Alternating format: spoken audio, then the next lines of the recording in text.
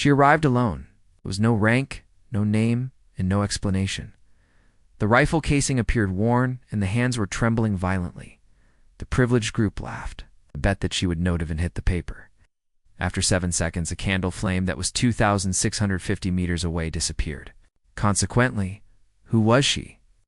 And why did the colonel's arm have a classified scar that made her pale and silent? Let me know before we begin. Where are you seeing this from? What is the most powerful redemption story you have previously seen or felt? Greetings from Grateful Stories, a site dedicated to sharing tales of kindness and giving. Let's see what really happened. Like a whisper, the wind blew across the desert of Arizona, creating scorching, erratic ripples across the dust fields, including Fort Talon, the sun's strong high position cast a bright white glare.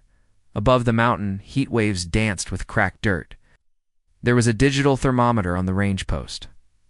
92 in call is blinking. Jocelyn Hart didn't move while Shishi fell to the mat for fire. Her knees moved deliberately and slowly, like though she'd done this 1,000 times, but only now. Everyone was observing her. Behind around her, the elite of the Viper team formed a loose semicircle. Their long shadows, longer staircases.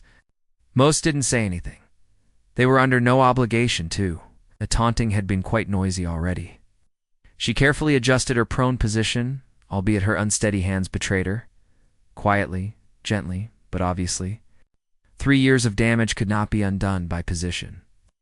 But her cold, piercing, unflinching gaze was like a stone under a cracked glass. The gun was a sleek, matte metal contrast next to her, strange clamped modular attachment on a long-range black. Custom Ubinith, the handguard. It didn't seem to be issued by the military. Exposed sensor nodes sent forth a faint blue pulse as it adapted. One operator described it as a space parasite. Another, more honestly, they had just asked if it was legal at all? Hart didn't answer any of Thief. She put down the gun, unfolded the bipod, and rolled her left wrist. Just enough to measure the wind. The crimson nylon of the wind streamer twisted furiously.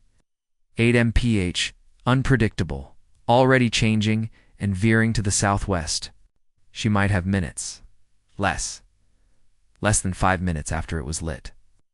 A candle flame danced delicately 250 meters below the peak. Just minutes ago. Vickers personally dispatched a range assistant. 1 shot, he'd said. I'm smiling. Extinguish. The fire between 200 and 600 meters away. There is no damage to the wax. Bet she can't even see it, let alone strike it. Hart had not answered. Shagis nodded once. When her cheeks pressed against the stock, the exterior of the world narrowed to a narrow field of focus.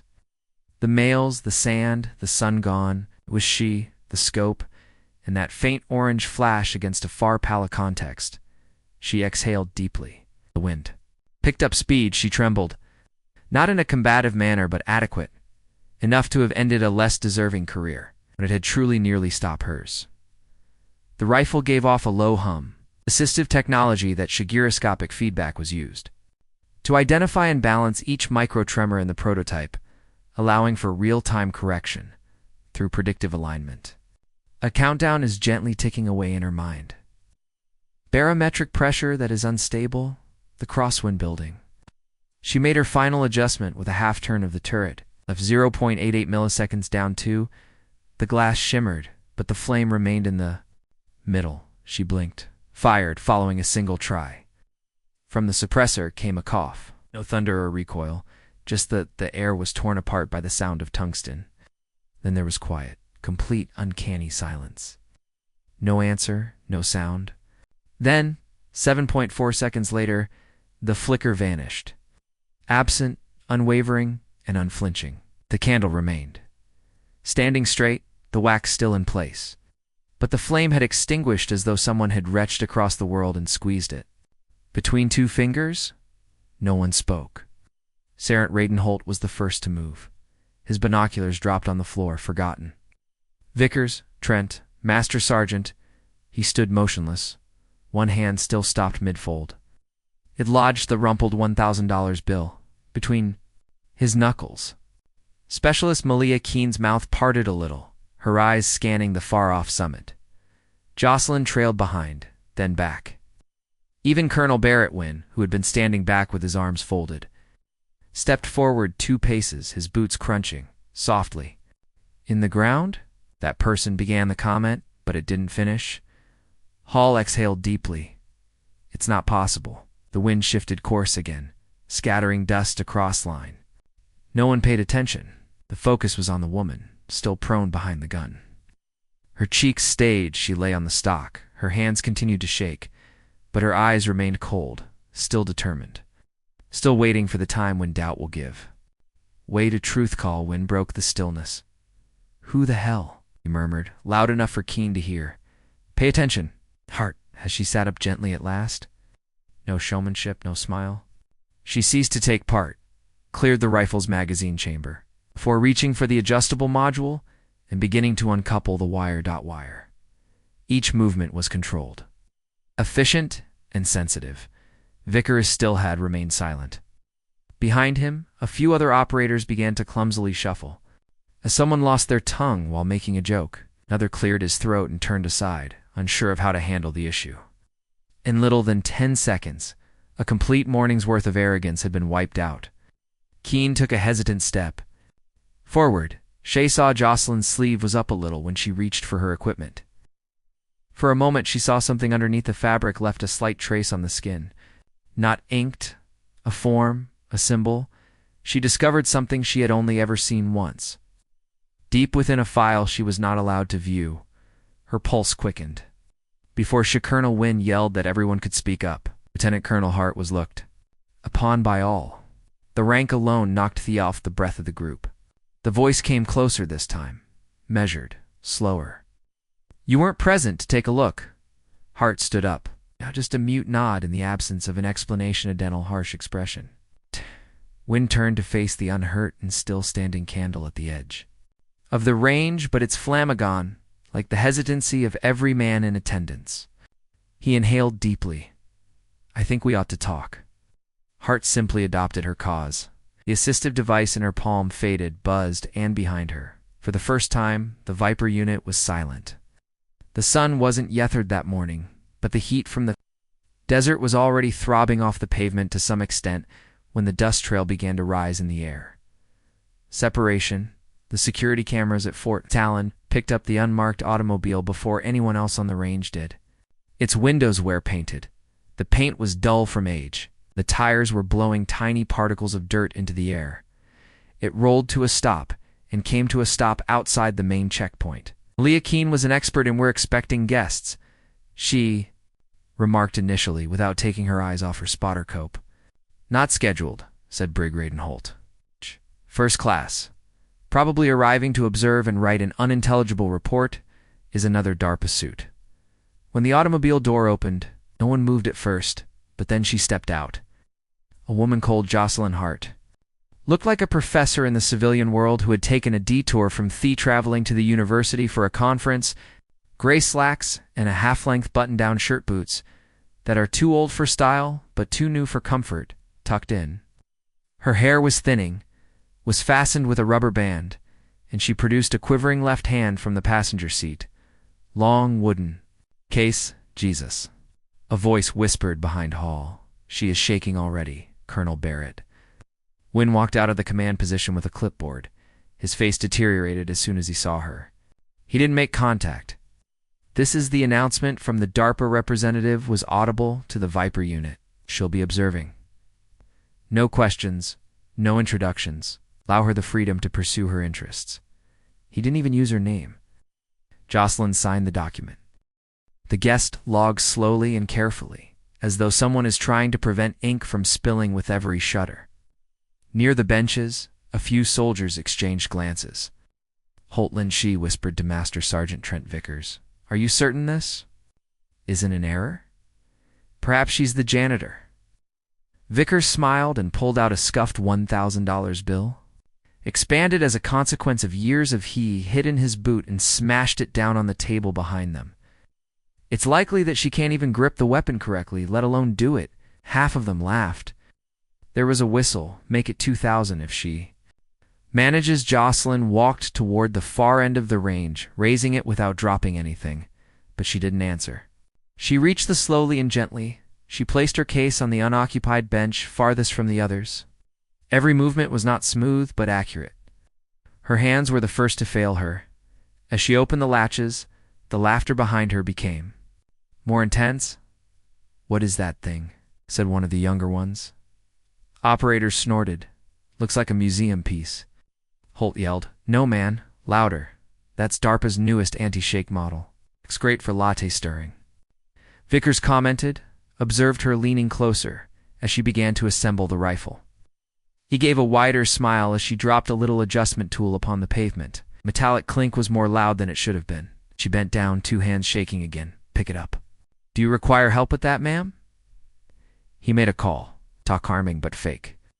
"I don't want you to void the guarantee on that antique." Jocelyn's eyes remained downcast. "No, thank you." She spoke simply and in a quiet, calm voice. But Keen had not. "Come along," the chorus. She was examining Jocelyn's forearm, where the shirt sleeve had been. Rather than using a scope, it was only ridden up an inch. As she adjusted the scope, a faint mark flashed. Not quite a tattoo, not quite a scar. It seemed branded, symmetrical, rare. She squinted. "Does DARPA now allow anyone to handle live bullets?" someone asked. "Nope," Hall said. "But she could be here to teach us about placement or design of the library."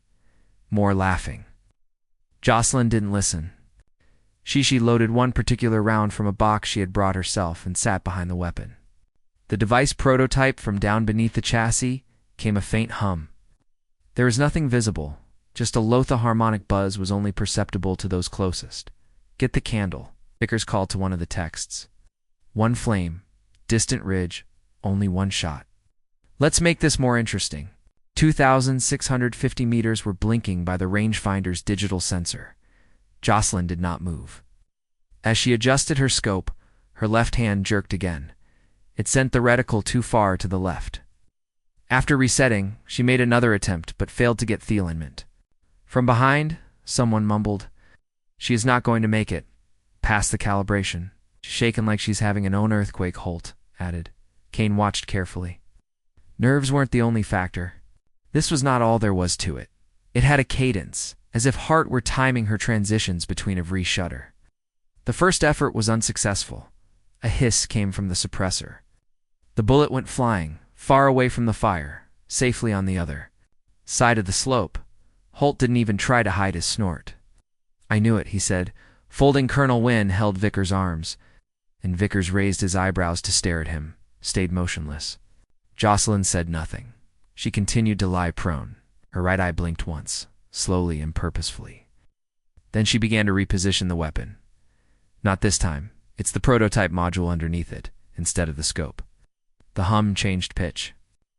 She took a tiny cable out of a side pocket and connected it to there as a slot directly above the trigger guard. In response, the device immediately adjusted its calibration. "Who is she doing?" someone said, probably to make her feel better about herself. "No, really," another person leaned over to say, "that isn't typical DARPA gear. I've never used that interface before." Kane stepped forward a few paces, keeping an eye on the tremors in her hands. Jocelyn held up the bolt. A second round was loaded after the chamber was reset. This time she changed her breathing. 2 seconds in, 3 seconds out. She synchronized the recoil management system to her heart rate. The hum faded to almost nothing. When Vickers opened his mouth to speak, Chef eared again. No one laughed. The shot was close, but it missed the candle. Too close. "Wait a damn minute," said Hall, and picked up his binos again. She adapted to the breeze, Keen said to herself. On the fly, in the back of him, Colonel Wynne had stepped in their direction. Jocelyn exhaled again, then Keen rose from the mat, walked back toward her case, and began packing without glancing around. Her eyes were attentive, never abandoned her, nor did the doubt that had arisen in every operator's mind. No one spoke for an entire after 30 seconds. Hold asked the question. That was on everyone's mind. Where in hell? And this time, no one laughed. Did she learn to shoot that way? Before there were tremors before the scar and the whispers behind her back line. Northern Syria, 3 stories, quiet and windless, at 3 a.m. under a starry sky. A building of apartments loomed in silhouette. One hand duct was connected to the hostage's chest, and he was handcuffed to a chair inside. One person aiming at a window, another using a human decoy to draw fire.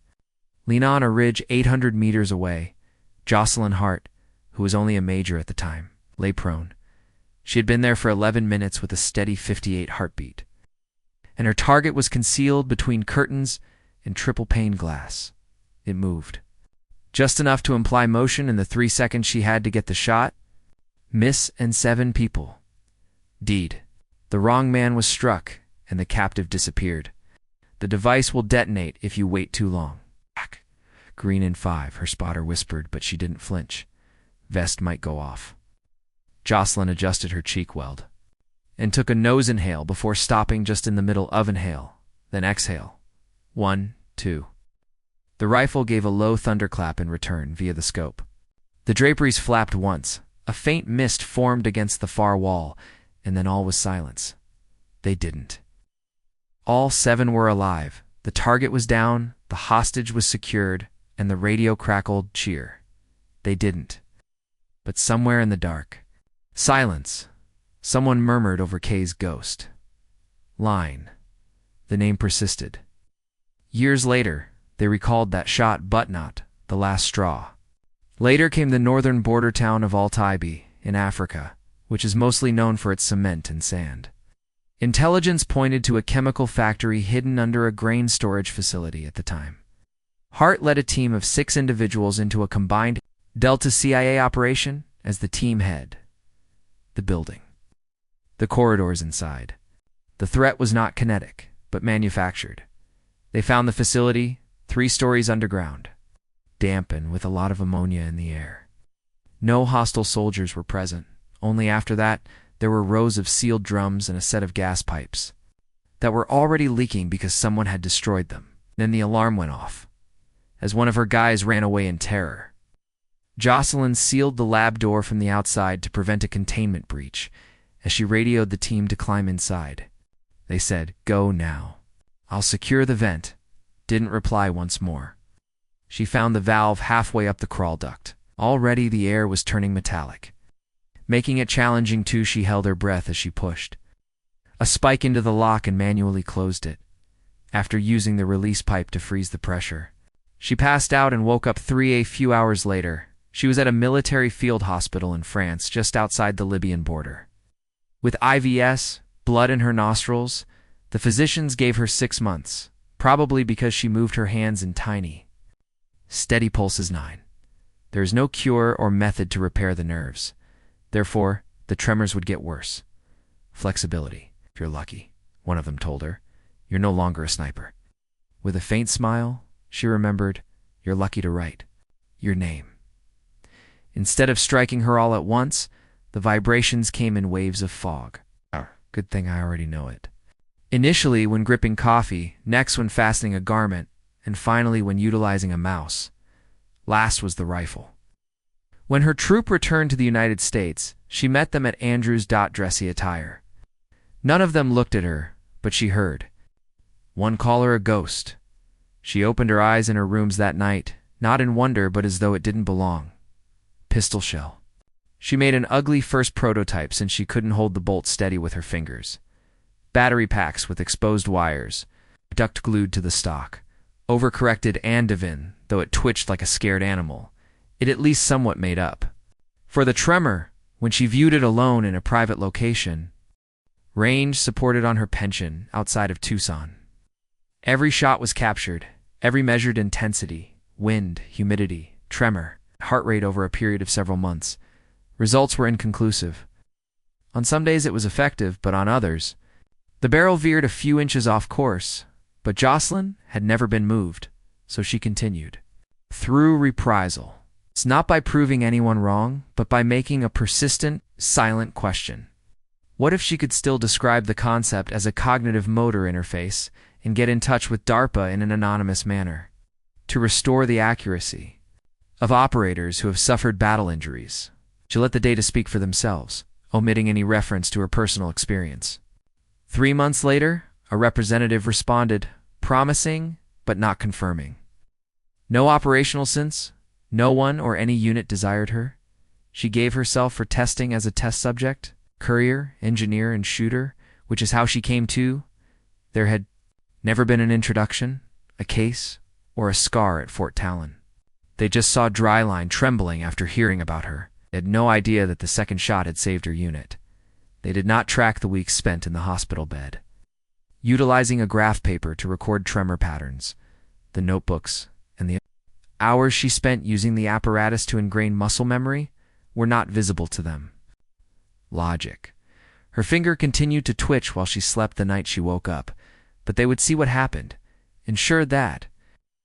Near the limit of Fort Talon's range, the candle flame was still flickering and her hands were still shaking, but they now understood that the tremor did not stop her. Rather, it defined her. And if she could shoot through triple glass to save a captive, if she could hold the line alone in a chemical hell, do this too. It's the rifle, not her crutch, was her signature. There was more silence than anyone had expected after the gunfire. Vickers and Colonel Wind remained silent. Holty had the binoculars in his hands, but instead of looking through them, he was focusing on Jocelyn. The specialist, Malia Keene, moved forward first, giving Hart the impression that he was meeting her for the first time, silently, with unblinking eyes. Jocelyn was using the versatile to wind a cord. Jocelyn hesitated but did not touch her sleeve when Kane gently pulled for it. Moduel, her hands trembling a little, pulling the cover back just enough to expose Jocelyn's face. Kane resisted. The forearm. The scar was obvious. High, white, and obviously deliberate. Not by accident tattoo. A trademark featuring a geometric design integrated with tinny inking that is only visible from particular angles. The silent signature of apogram about which most people had only heard whispers in private. Kane let out a sigh. Colonel Wind's face changed as he cautiously moved forward, his eyes fixed on the location. His voice was tense as he replied, "That's not just a DARPA observer." Jocelyn Hart, Colonel. Latham, a sharp intake of breath pierced the collective. The Wind changed course to follow the others. 37 of the 42 missions have been confirmed. A former Delta, after firing more than 2,000 meters, he stopped. The recipient of the Cross for Distinct Servicing went into retirement after Al-Taqib. Vickers gave up his shed, flexing his hands once and glancing down at them. The shudder was he stopped joking when his mouth tightened. After 3 days, Fort Talon, the Viper unit, was told to get ready for a swift deployment under a black flag command. No media, no documentation. The briefing room hummed with restrained enthusiasm as Jocelyn stood there. The room fell silent at Colonel. Wind sighed at the front console as the first slide the screen displayed a grainy CCTV image of a man in desert attire, flanked by armed guards. Doctor, according to Jocelyn Nassim Farouk, a former specialist in chemical weapons for the Syrian authorities, is now operating independently. She tapped the screen in a second image. The person is surrounded by several barrels bearing radiation and biohazard labels. Responsible for the drug that damaged my brain 3 years ago in Al-Tib? Keene's eyes narrowed. Vicker sat forward, and a low murmur filled the room, with his elbows resting on his knees in his chair. Shh. Jocelyn continued. Data shows Farouk has improved. The chemical, resulting in a faster onset, wider absorption, and the potential for broad use. The goal was to just infiltrate a facility on Tunisia's southern desert border, take a photo, but nothing went as planned. Farouk alive and extract all research materials. In order to plan, the Viper unit descended in total darkness while moving, with mechanical precision and their boots remaining silent. Drones playing Overwatch, guns pushed to their chests. On sand, the tactical operating center, which Jocelyn observed from a secure bunker 60 miles away, received all messages. There was no action when Holt shouted into communications, building perimeter secured. Go ahead, Jocelyn murmured, remembering that survival and containment must come first.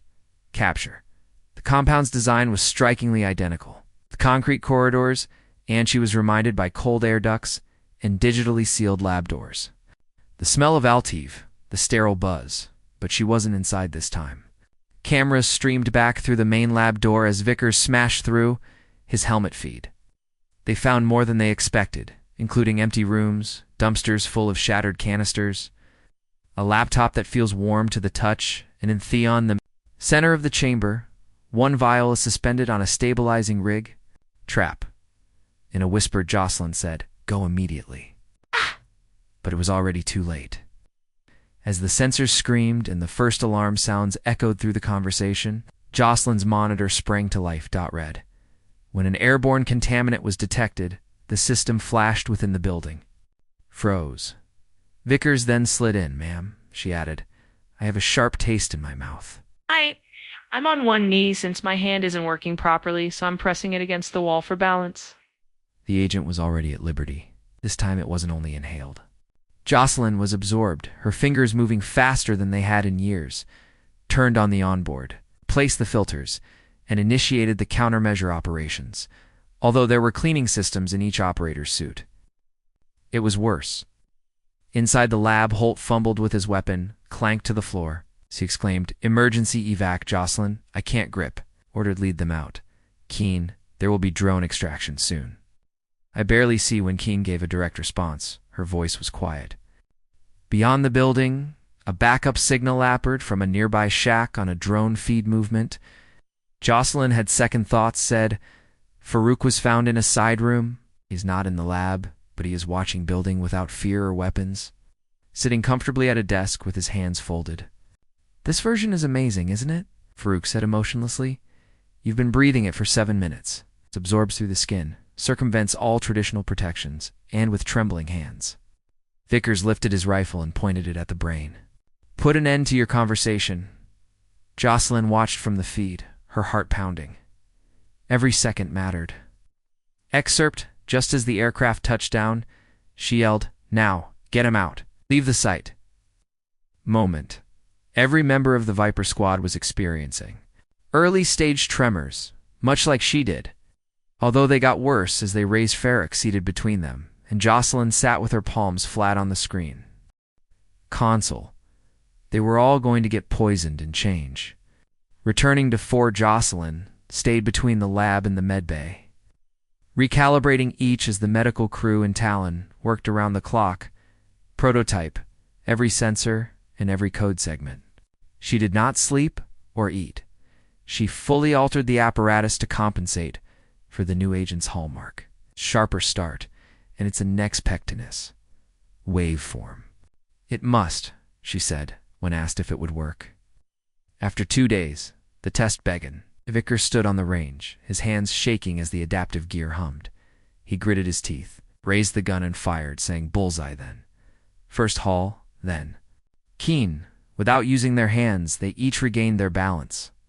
However, in what Jocelyn had built, that night, Colonel Wynne showed her a sealed box, a request from the Pentagon, as she offered to lead a new section for adaptive warfare integration. The paper she was holding trembled slightly. She spoke slowly but steadily. "I have not yet finished." Due to the fact that for the first originally her creation, it was now theirs. Fort Talon never looked the same. Under strict medical care, the Viper unit was returned to service. There was no ceremony or arrangement at their gate, just silence and covered eyes. They claimed that although their hands had changed, their eyes were still alert and forward-looking. "We're not finished." What no form could capture was confirmed by neurological tests. Toxin-induced, combat-induced, permanent. Irreversible tremors, but no longer ineligible. Jocelyn's heart was still there. She refrained from leaving Thurange. For days on end, she wore the same gray utility shirt with the sleeves rolled up. Her fingers trembled the entire time she was holding her. Notepad without gloves. Vickers' hands were constantly calibrated, but she sat with him first.